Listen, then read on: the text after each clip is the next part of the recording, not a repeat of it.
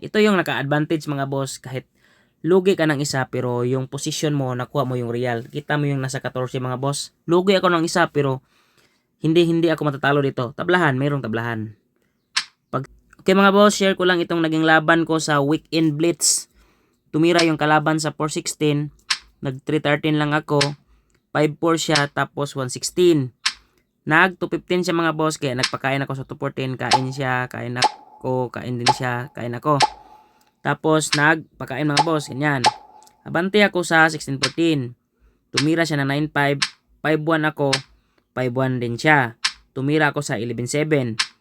Pag 1613 niya mga boss, tumira lang ako sa 6-2.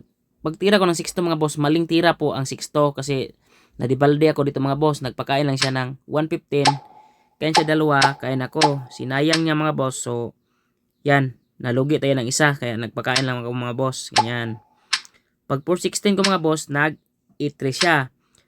1613, tapos 314, 214 lang. Sinayang niya mga boss, syempre, iiwas ako. Pag iwas niya mga boss, tumira ko sa 7-2. Nagpakain siya mga boss, ganyan. So, nag 12-7 lang ako.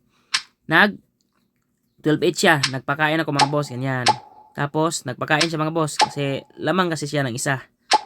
Yan. Ito yung naka-advantage mga boss, kahit lugi ka ng isa pero yung position mo nakuha mo yung real. Kita mo yung nasa 14 mga boss. Lugi ako ng isa pero hindi ako matatalo dito. Tablahan, mayroong tablahan.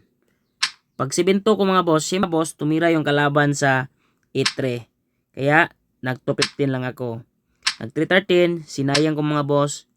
Hinayaan lang niya mga boss. Okay sana kung umiwas kasi matatabla ata. Pero hinayaan niya mga boss, yan. Diyan sa nagkamali. Pag 5-1 niya mga boss, dumama lang ako sa 11. Ang inisip niya, kung pupunta siya sa 1-5, pupunta lang ako sa 11-1. Pag dama niya mga sa 9, punta din ako sa 9. So matatalo siya, kaya nag-sacrifice siya mga boss.